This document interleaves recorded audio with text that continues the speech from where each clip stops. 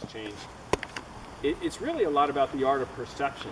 So you have all those other things, and you have the trees, and you get to know them, but what you're also doing is refining the art of seeing and the art of looking at differences, and it's a slow, methodical process, and so that can change not only how you interact with nature, but even how you interact with the rest of your life. So to me, it's kind of a dynamic process. But today we're going to concentrate on looking at trees and looking at their bark, and everybody has a different level of desire and experience, probably, as far as their interest level and how much they've looked at trees. So to start with, I just want to start to introduce noticing differences. So what we're going to do to start with, to try to get warm, is head up. Can you see the white tree right up? If you walk straight up the road there, that's where we're going to end up. And for those of you who want to stop and put your snowshoes on, you can do it up at the end there, because that's the end of where it's clouds. But if you look around, you may or may not know what you're looking at as far as species, but what you can notice is that they're different.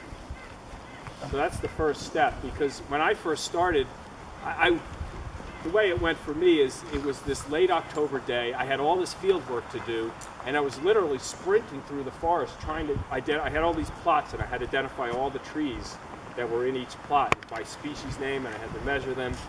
And I was panicked because all the leaves were just raining down from the trees at the same time. It was one of those windy, stormy days, and it was misting, and a big rainstorm was coming that night.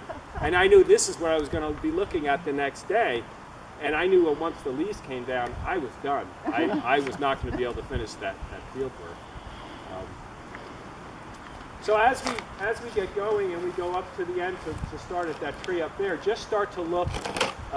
You may or may not know the species, but just start to notice one from the other and that they're different.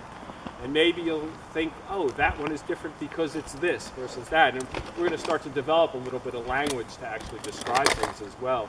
The other thing to talk about as far as learning about bark, there's two different ways you can approach looking at a tree. One is, I really want to know what species this tree is, in which case you're looking at everything. You look up, you look at the bark, you look at where it's growing. If you want to learn about bark, you have to keep from looking around and looking up and just look at the trunk. And if you haven't done that, it's kind of, we'll laugh about it probably 10 times throughout the day because it's hard not to look up. But you kind of force yourself to look at the bark first and say, what do I see here, without looking at everything all at once. But it's also kind of freeing in a way because there's so much stimulation to look at. Sometimes you don't know what to look at first. And, so let's head up the trail.